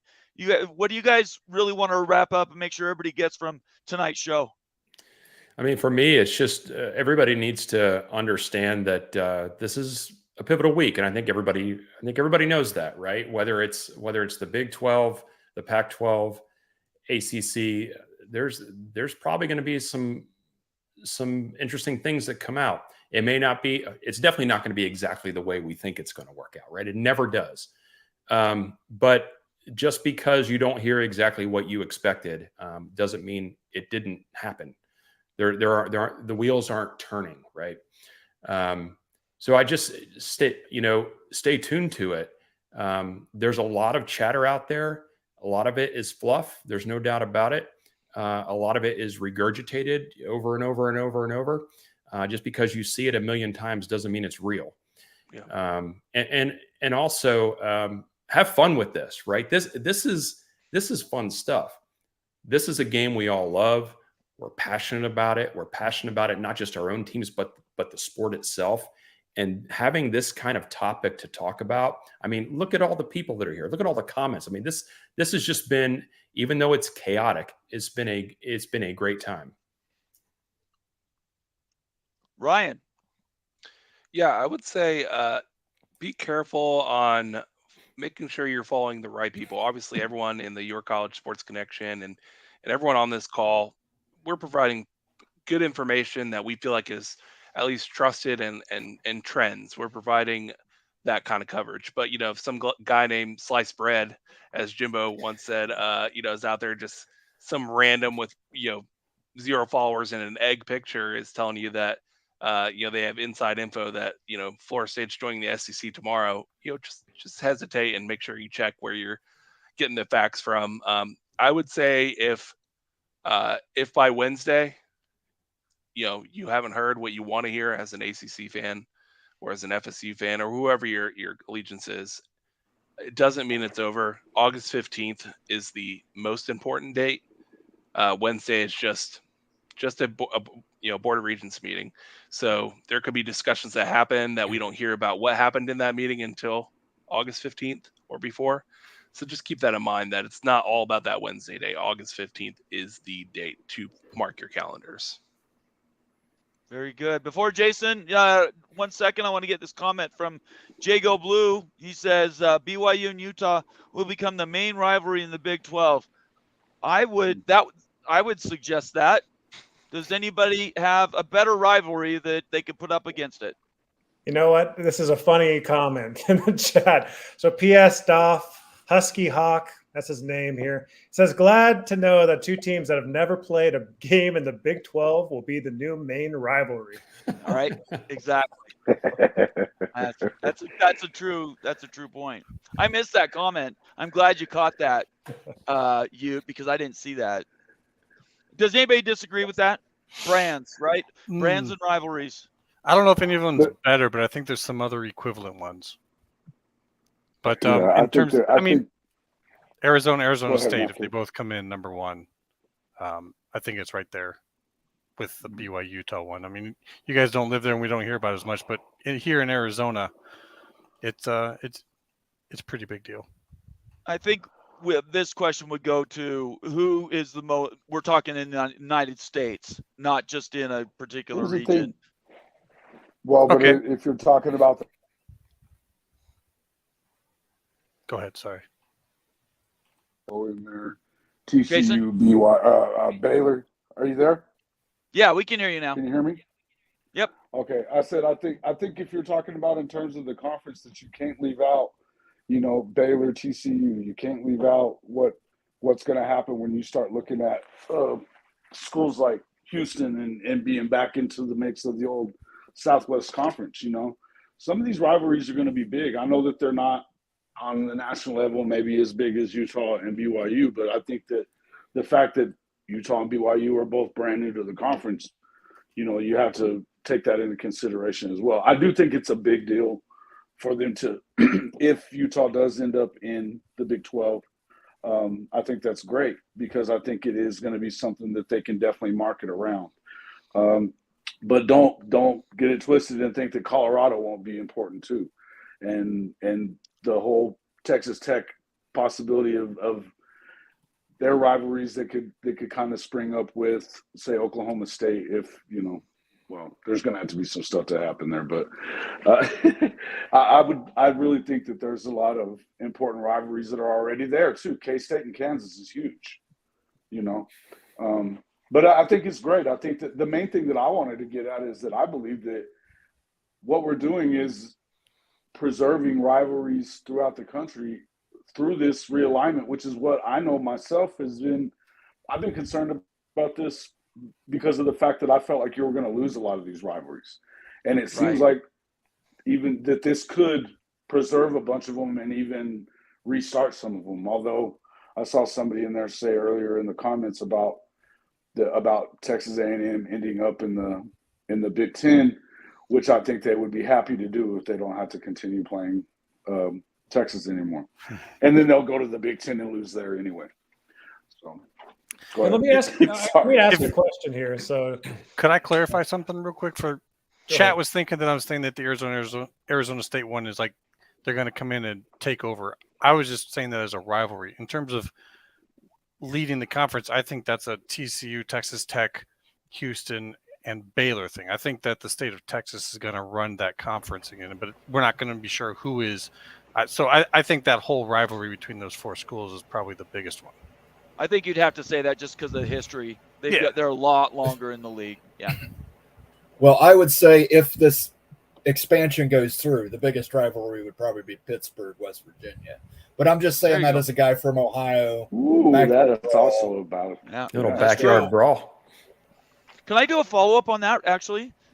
So let's just mechanically work through this breakup scenario.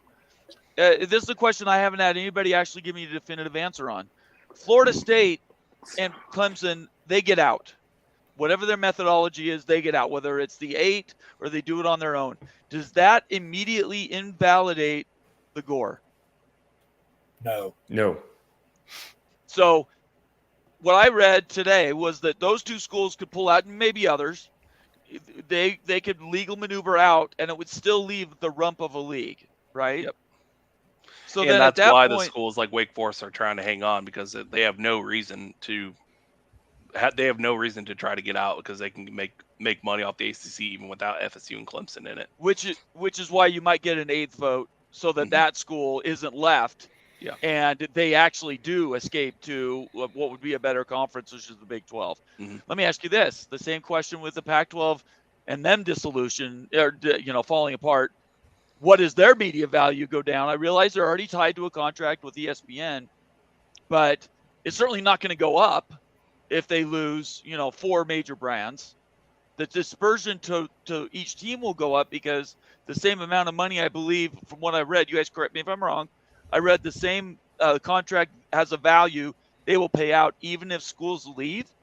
Is that right? Because that sounded weird to me. What conference are you talking about? I'm Bobby? talking about the ACC. What I read today. That's what I heard on if, Kuz's. So, yeah. If 4 schools leave, they take their value with them, but that doesn't lessen the overall number, because you're taking out heads at the table. It can actually increase the payout for the schools that stay. It doesn't make them more valuable, but because of the contract, the schools that are still there would have their value increased. That seems oxymoronish to me. You lose school, but you gain money. I would say that depends upon what schools leave. Depending upon what schools leave, ESPN probably wants to renegotiate that contract. Absolutely. Would they have the right to renegotiate? Do the teams have to come to the table? Yeah, because there'd be less consideration to them from the other side, and that's what you need for a valid contract. So if they lose consideration from the other side, they could easily push for a negotiation. Now, if that's the case, why doesn't the Gore then get invalidated? Because that's different. You're granting your rights. Like, they're still going to have the rights to broadcast your home games. Like, those 4 schools leave, if they don't buy out of that, they will buy out. All 4, right. Whoever it is, they will buy out. Right. But then their rights are gone. But the others still have their rights in there. Anyways, I think Vince was going to say something on that. Yeah, I was going to say the media partner can always come back to the table. It's just the schools that can't. Yeah. So it's a one-way traffic. Pretty much. It's the buyer. It's, See, my little brain can only take in so much. As Philip probably had it on the back of a napkin. Not me. Envelope, whatever. George Kliavkov. Right. But I just put this out here. The most sound legal theory I've heard for schools getting out of the ACC is Notre Dame leaving. If Notre Dame pulls out. Should have saw that coming. They're the 8th, right, Owen? They would be the 8th. Well, it has nothing to do with that. They don't count towards the 8. Yeah. Okay. Well, they are full members, I think. They're voting members. They're not. They do not count towards the granted rights agreement. Okay. But it really has nothing to do with that. It has to do with the contract they negotiated specially with the ACC. There's a legal maneuver that if they got out, every other ACC school could use it as a basis to get out. Whether that's a successful legal maneuver, who knows? But I've heard that's the most reasonable legal maneuver.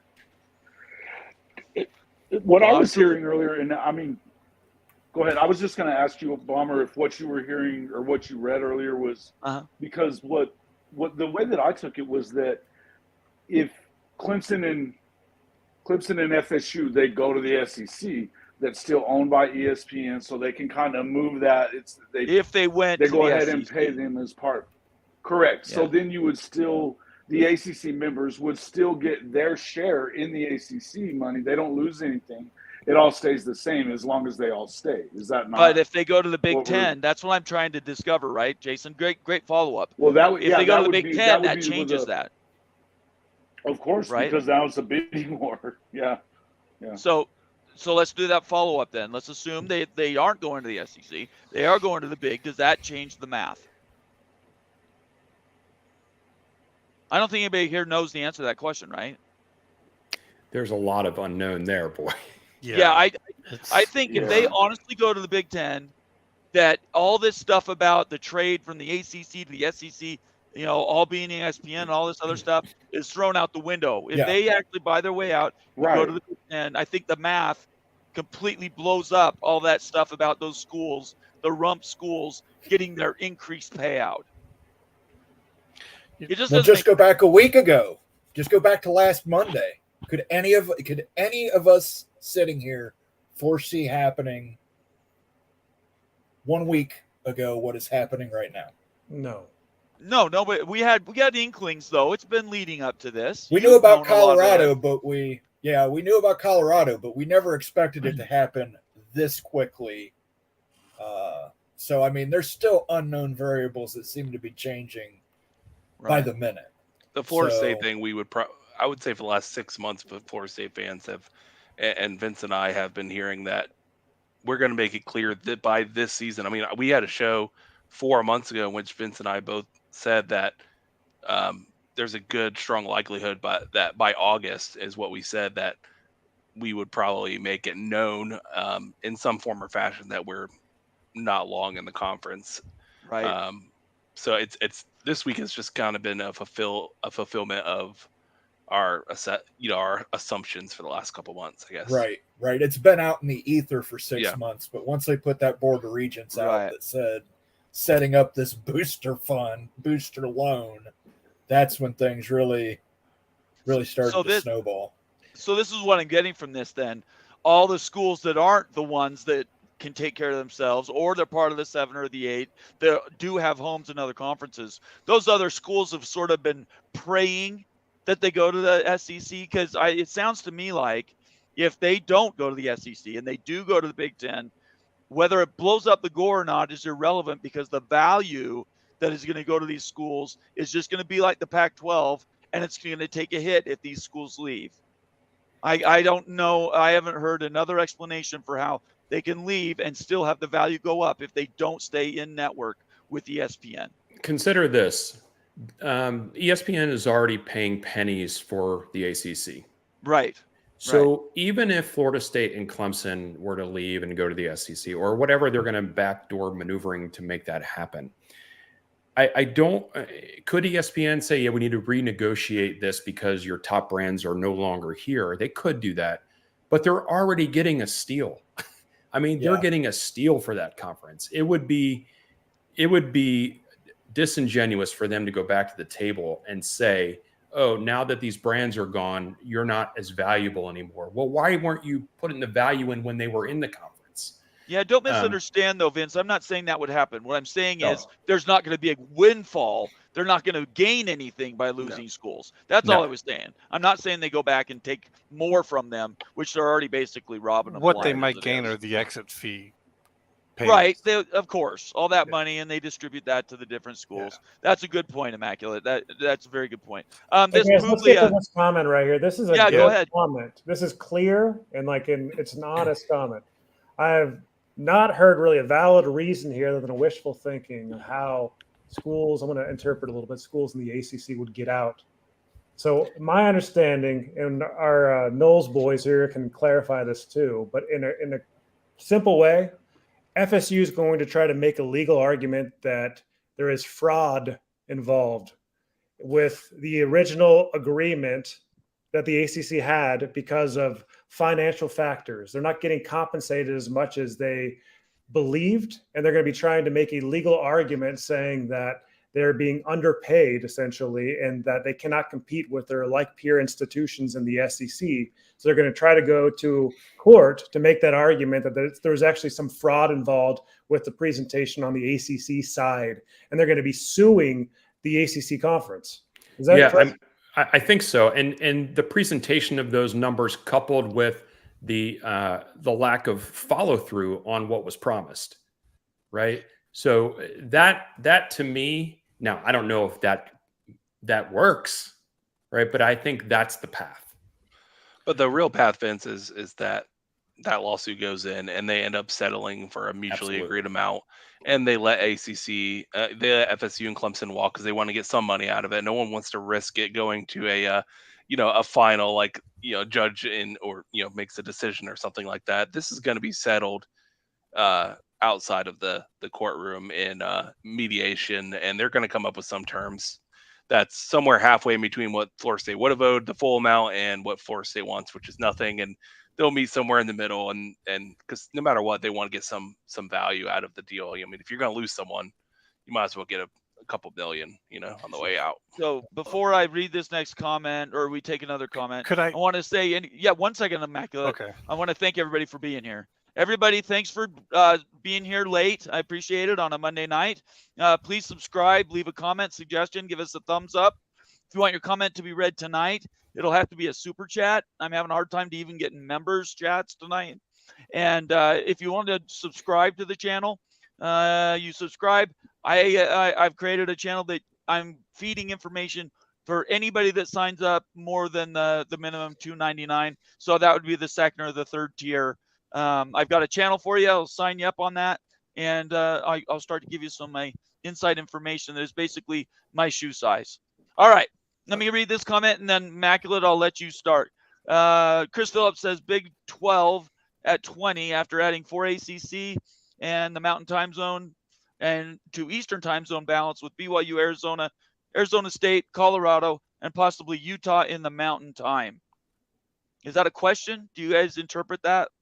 I think that's more of a prediction, and I'm with you, brother. Seriously, how good does that conference look? I love it. Yeah, That's a fun P2, conference. right? Absolutely. This is legit A3 conference. So Absolutely. that's what I'm hoping for too. All right, Immaculate.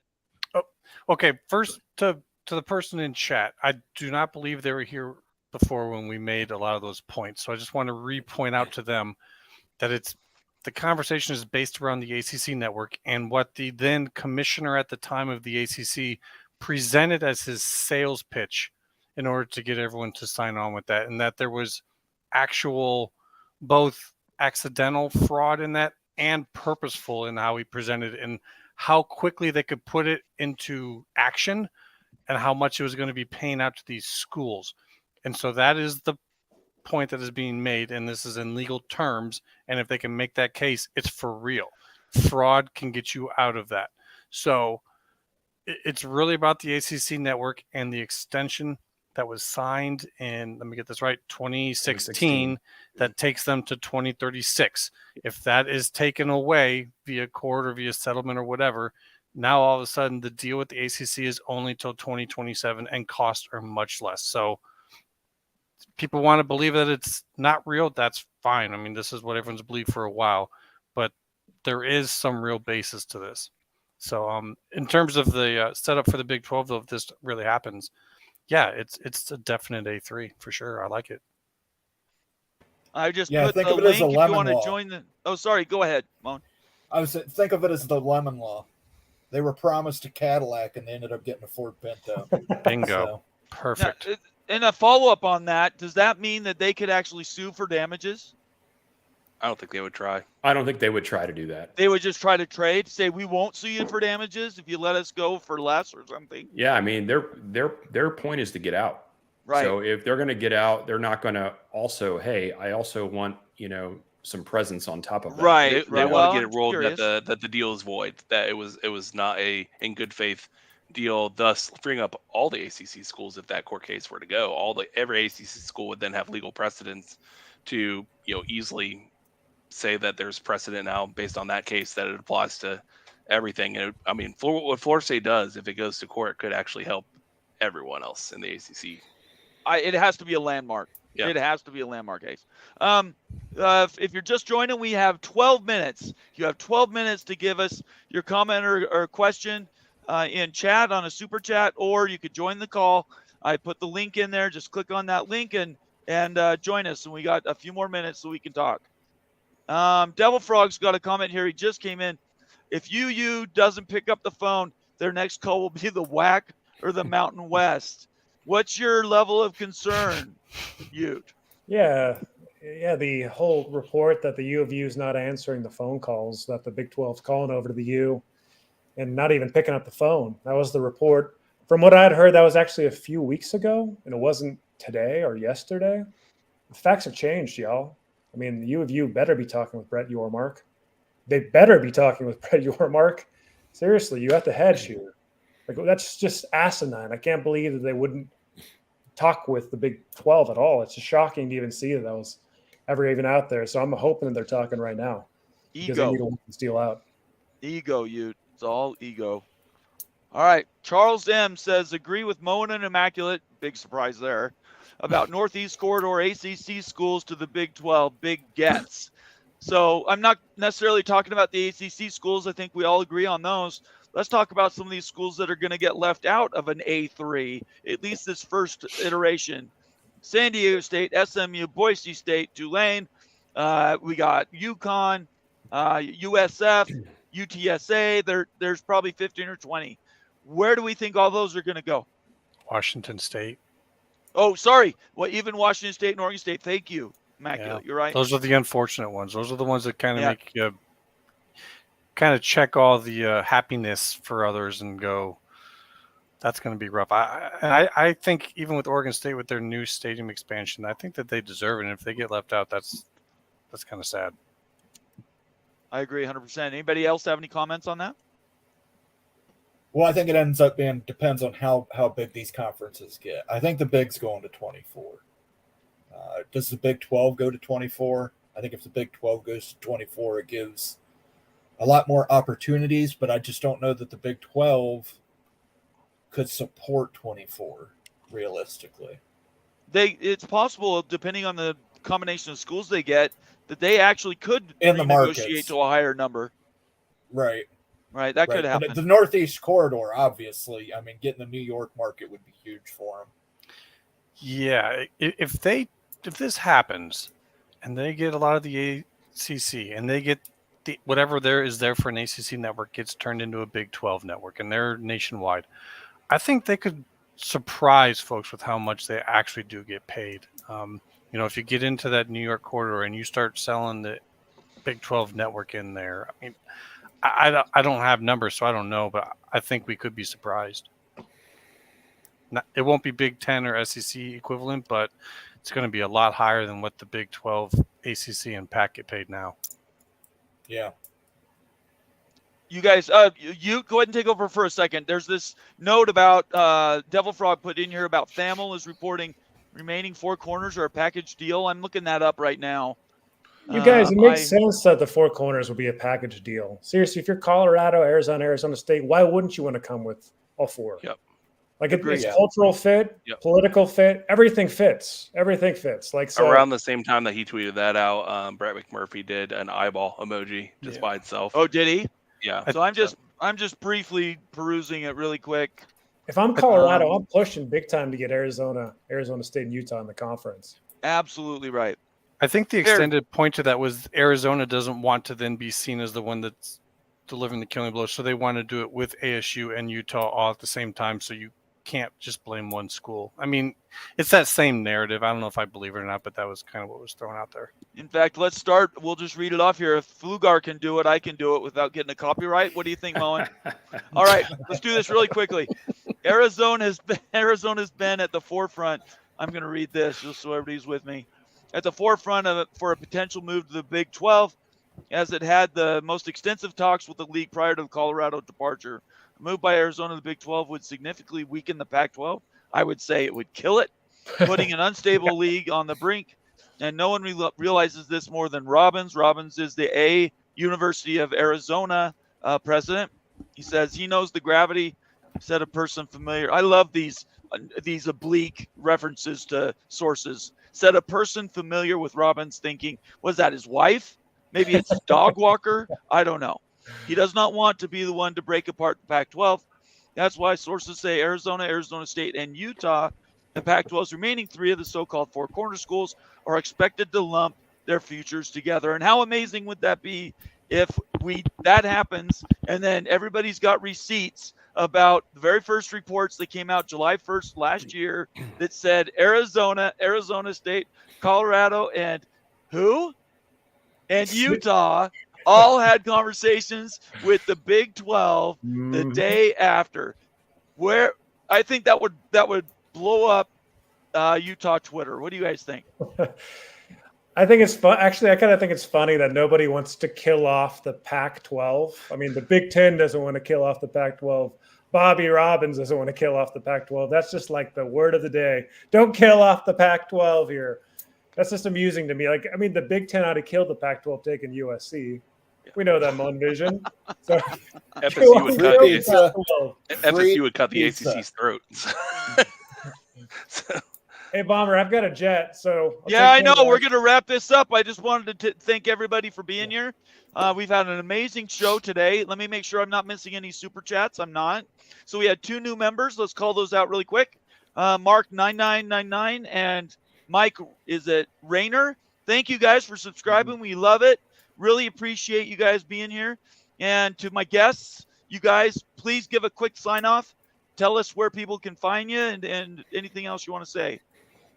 Well, you can find Ryan and I on the Garnet and Old Show podcast, Apple Podcasts, Spotify, YouTube, Facebook, every Thursday night, 7 p.m. And as the season kicks off here, it will be pre-games and post-games and all the good stuff. And you can see our Twitter handles there. I'm sorry, X handles there. And so that's where you can find us. Reach out, chat with us, subscribe, do all the social things.